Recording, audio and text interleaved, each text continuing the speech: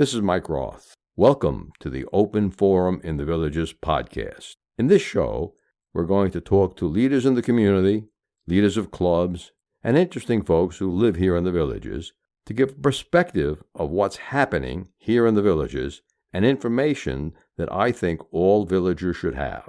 We hope to add a new episode every Friday morning at 9 o'clock.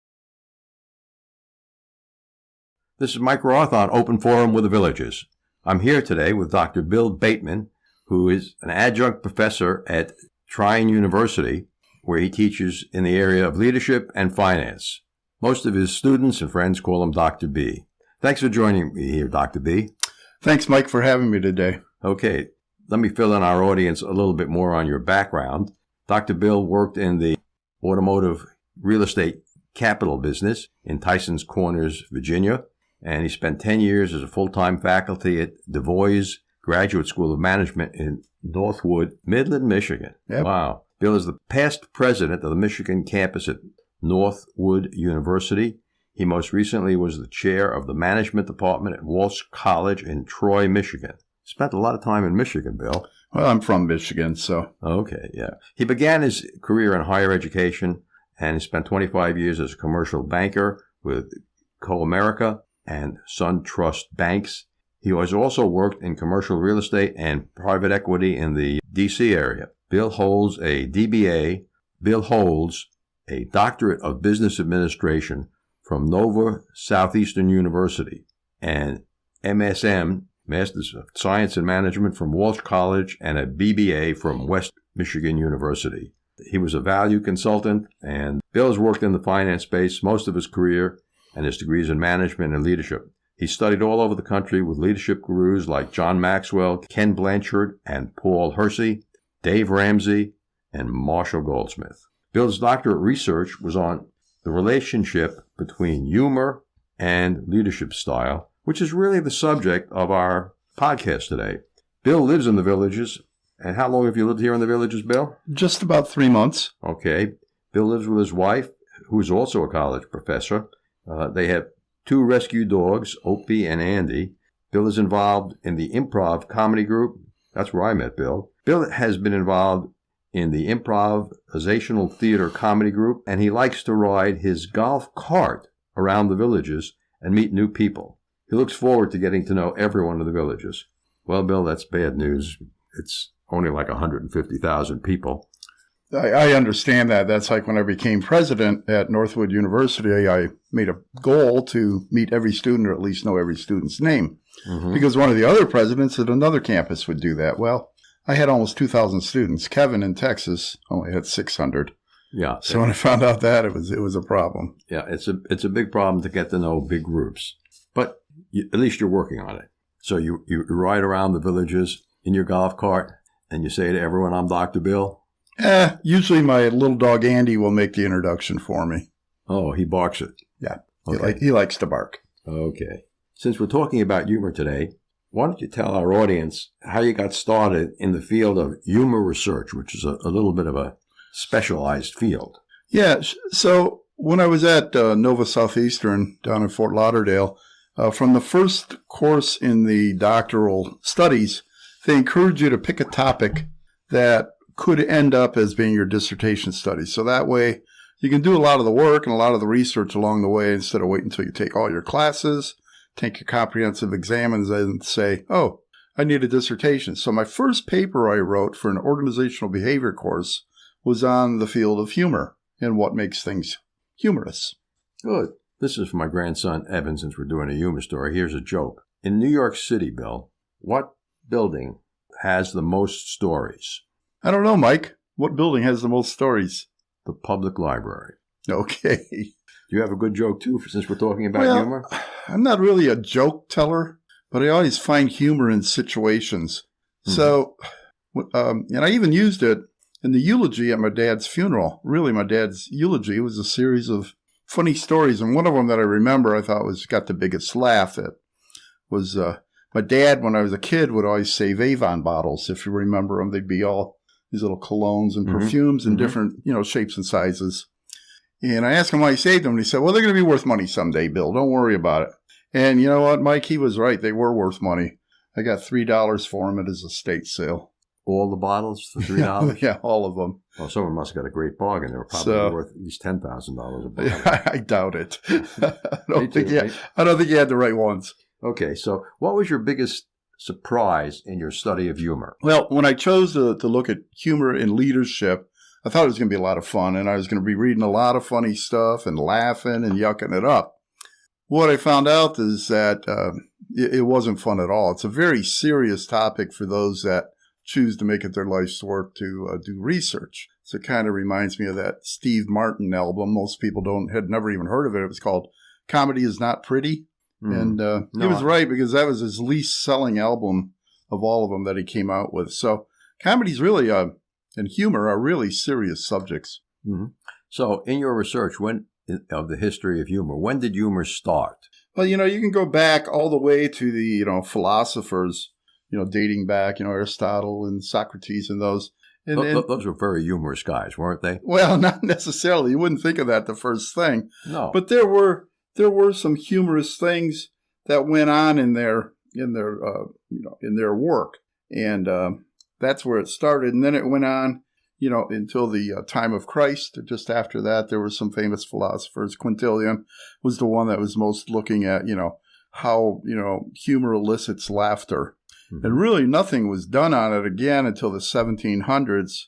And then, up to that point, having a sense of humor was no more, common than saying someone had a sense of beauty. Mm-hmm. So the sense of humor really came out in the 1700s, 1800s. And then when you get to, the 20th century, you've got, and a little bit before that, you've got guys like Freud that are talking about humor in relation to personality traits. So what I found out for the most part is that you really can't measure if somebody's funny or not. Because what's funny to you, Mike, might not be funny to me at all. Mm-hmm. So when I started, test marketing this idea that I was going to look at leadership style using the Hersey Blanchard situational leadership model, real popular in the 80s among corporate training. So I was going to measure that against whether or not someone had, not if they were funny, but if they had a sense of humor. So when I was test marketing, everybody's saying, well, you'll be able to test Hersey Blanchard. That's not a problem. Don't know how you're going to test the humor part. Well, it turned out there'd been a lot of work done on that. And there were many what we call instruments or surveys, you might know them as, that I could use in my research to measure whether or not someone has a sense of humor. Mm-hmm. And there are different senses of humor. Yeah, and there's a number of theories that we can get to and talk about that. But what I wanted to focus on was humor in the workplace. Because there's really, up until, say, the last 15 or 20 years, there hasn't been a lot of research on humor in the workplace. And there hadn't been any really real serious research on humor itself. We look at, linguistics and philosophy and psychology and business, but nothing about humor. So what I wanted to do was marry the two concepts or constructs, as we call them in research, between humor and leadership style. So I had to go back and kind of understand what is a sense of humor. Mm-hmm. And the first thing I read is that humor is like beauty, okay?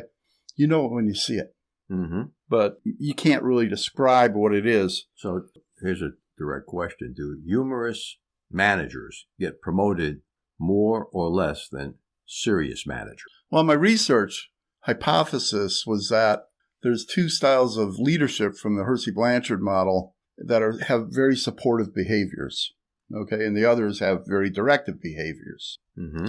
What happened is the survey or the sample that I used was all MBA students that I had access to, and there was no variation. Everybody there thought they had a sense of humor, so my results were inconclusive. Everybody thought they had a sense of humor. Yes. Interesting. But you have to remember, it's somewhat of a homogeneous sample.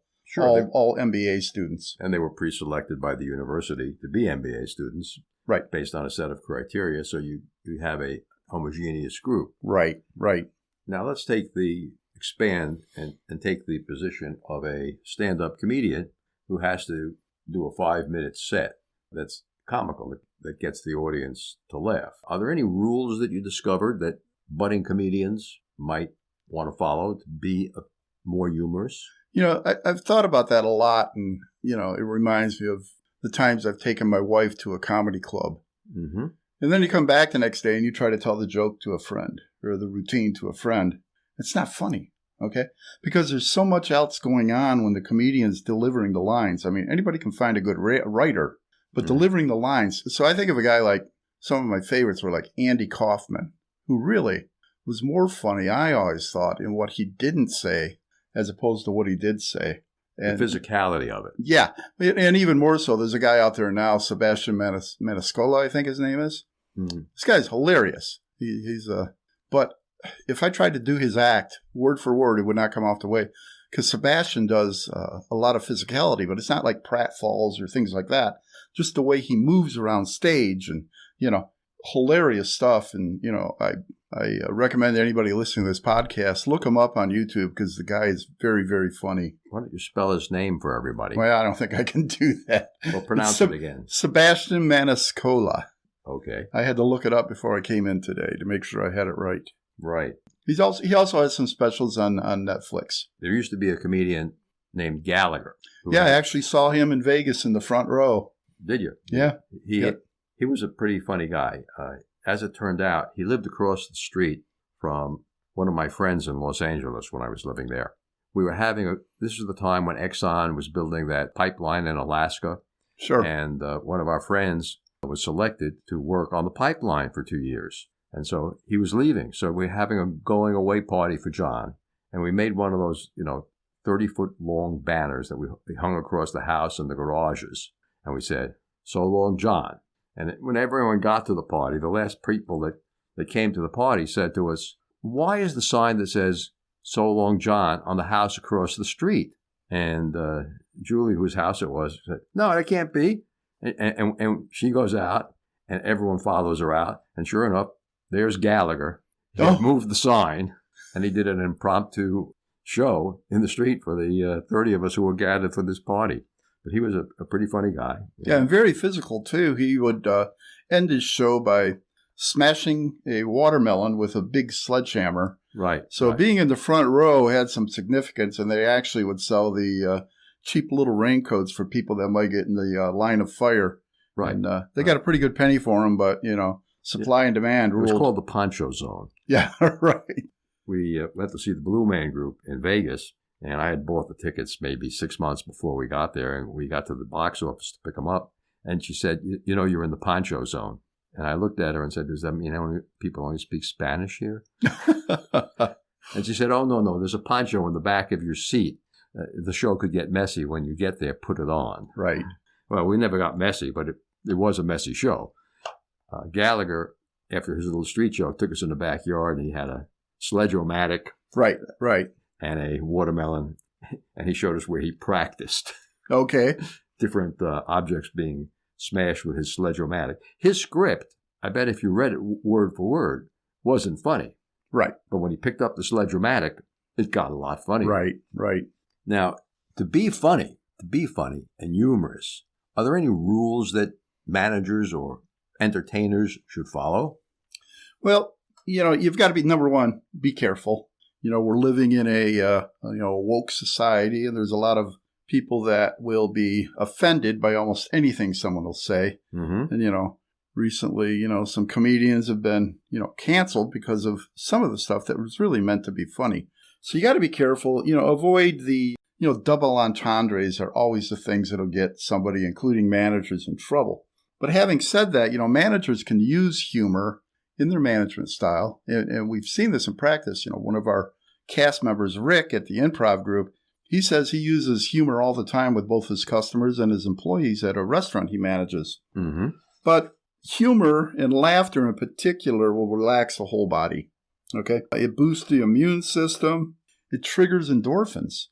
And when you're laughing or, hearing humor, it can protect the heart. And this is the most interesting statistic I found out in my research, is that having 100 to 200 belly laughs a day leads to burn up 500 calories. So might be something you want to think about before you start your next exercise program. Mm-hmm. Mm-hmm. Humor in the workplace can also help to build productivity among employees. It can help in decision making. It gets people's humor will get is is really an intellectual, event. And so, I think the humor has to be positive. There are those people who do humorous things that create a negative kick. And yeah, that's what is known as a superiority theater, or theory, I should say, where you're, singling out one person and, making fun of them. That doesn't work so far. What they found that does work is when you're using, downgrading or, being funny about an entire group. And what happens there is that group will coalesce around that, as opposed to an individual who just feels insulted. But then you got to look back to a guy like Don Rickles, who, had his whole career was based on insulting people, and he was pretty good at it. Well, he would pick people out of the audience, and he would work them to death. In improv, we use a technique, either consciously or unconsciously, called reach back. That's where you take something that was in a scene 10 minutes ago, and you work it back into a scene now, and it becomes funny. Yeah, I've seen some of the best comedians do that, and you got to be paying attention, though, in order to find the humor in that. Right, and there is a rule in comedy that a punchline without a straight line is almost never funny. Right. So you always have to deliver the straight line first, and it has to be clear enough so that your audience definitely understands it. Yeah, and the other thing, comedy can be used, or humor, I should say, can be used when you're sending out a message. And even if it's going to be a bad message, you sandwich it with some humor. And people will listen to you when you're humorous. And then it can also be a motivator. And, you look back to, having fun on the job and using humor. And if you've ever visited Seattle to the Pike Street fish market there, these guys are hilarious, and they'll throw fish around. And they get the audience involved. Have you ever personally visited there? I have, a couple I visited times. Twice. I was there about a year ago. Yeah, it seemed we always had a day before a Alaskan cruise to spend in Seattle. So, and they had a monkfish, which is a pretty ugly fish, in a tray of ice that was leveled about 45 degrees towards where passerbys were, and they had a motorized mouth on the monkfish, and someone had a microphone backstage with a speaker near where the monkfish was, and they could talk from the monkfish. But they were throwing the fishes around. The first time we saw it, probably 20 years ago, we couldn't believe it. But it became a whole genre in training. Where I was, we used a technique, we called it entertainment. If we weren't keeping the people entertained in training, they weren't learning. And then we went from, hour and a half classes to bits, where we broke the training down into 3 to 20-minute bits. 20 minutes was exceptionally long. And that's one of the reasons that the show, Open Forum in the Villages, is broken down into 15 to 20-minute bits most of the time. Sometimes a little bit less, sometimes a little bit more, but never more than 30 minutes. It's too much. Right. We have a society of short attention span people who were brought up on television. Well, it's gotten even more than that with, generations that are coming through college now. Everything's in emojis and, little, their crypto acronyms or whatever that they use. I tell students that if you ever put an emoji in a paper that you submit, you automatically fail. Mm-hmm. So, well, a lot of us aren't very good at emojis. I was one of the people who learned desktop computers with DOS, and they were character-based commands, whether it's directory for DIR. Right. Okay. And when Windows came along, I was aggravated because it required me to learn hieroglyphics, which I thought was a dead language of the Egyptians, right, to run the computers. It was quite annoying. Bill, I understand that in your research you've developed what you call the 4 M's of humor. The 4 M's of humor in the workplace is that it can be a medicator, it can be a manager, it can be a messenger, and it can be a motivator. Can you explain briefly what each one of the 4 means? Yeah. The medicator is that there's been research that shows that laughing and being humorous are good for the endorphin. They release endorphins. They're good for the heart. And you can actually burn calories with a good belly laugh. I think it relaxes people as well. It relaxes, yep. As a manager, they found that humor will improve productivity. Mm-hmm. It helps in decision-making. As a messenger, when you're using humor, you get people to listen. And then as a motivator, we talked about the fish market in Seattle, where they throw the fish around and have a good time, and it can act as a motivator to get people to enjoy their jobs and doing their jobs, you know. It actually got people to buy more fish. Well, that's the idea. Yeah. That's why humor is used so much in advertising, too. Mm-hmm. Well, good humor. Yes. And I'm not talking about ice cream. Yeah. But, you know, it was interesting to note at the fish market, the market in Seattle. I forgot the name of the market. Pike Street Market. Pike Street Market, right. So there's a big entrance where the fishmongers are. And these guys who are throwing the fish around have a large crowd, and they're selling a lot of fish. So my wife and I wandered around the rest of the market because we had an hour or two before we had to go back and get on the ship. And we discovered there were other fishmongers in the market, but they didn't have anywhere near the crowds, and Right. they were selling their fish at much lower prices. Yeah, there's value pricing, absolutely going on with the Pike Street guys. Well, it's entertainment as Yep. well as fish. And people are willing to pay for it. So can we wrap it up with a good joke, Bill? Again, my humor tends to be situational. So the biggest day on campus when I was president of the university was when the new freshmen would move in to their dorms. And they'd bring their, mom and dad and their aunt and their uncle and their, brothers and sisters. And the kids, they were having a great time. I mean, I had 800, pretty freshman girls, looking for 800, good-looking guys. So they were taking care of themselves and getting along. But the parents would have a very difficult day because, their child's leaving home sometimes for the first time. And, I used to tease the fathers, why are you wearing the sunglasses? It's, overcast here today. But, they were teared up. Mm-hmm. So one of the things I had to do is I had to address all of the parents in the morning and, try to help them understand that everything's going to be all right. We're going to take care of their children. Don't have to worry. And I'd start off with a little story. And I'd say, I've been looking around. I've been doing this a while. And I see, break you up into two groups. Okay. These groups are, pretty much can be described by what happened before you left the house this morning. Now, one group, you're sitting by your child's bedroom and it's kind of emptied out and you're sitting there and you kind of tear up thinking about how you're going to miss your child and it's not going to be the same without him. That's one group. The other group is you're sitting there and you're also getting teared up, but you're thinking about what a great home theater this room will make. And that would always kind of break the tension, always got a good laugh. And from there, I'd go on with the other good news. Well, I'm going to wrap it up with a joke that I turned into an improv skit last week. So this guy walks into the Christian Science reading room, and the lady who's running the Christian Science reading room says, "Look around, we have a lot of good books." So he looks around, finds a couple of books and a periodical he'd like to read, goes to a table, puts the books down, sits down on the chair, and promptly falls on the floor. He looks at the chair, looks at the librarian, and says, "Your chair is broken." And the librarian says, "No problem. It's going to fix itself." Right. Very good. Okay, thanks for being with us today, Bill. Well, thank you, Mike. I enjoyed it. Good. Remember, our next episode will air live next Friday at 9 a.m., or should I say pre-recorded, but that's when it'll be released on our regular subscriptions. Bonus subscribers can get early access to episodes. Should you want to become a sponsor of the show, contact me at mikeroth@rothvoice.com. If you know someone that you think should be on the show, send me an email at mike@rothvoice.com. I want to thank everyone for listening to the show. The content of the show is copyright by Roth Voice 2022, all rights reserved.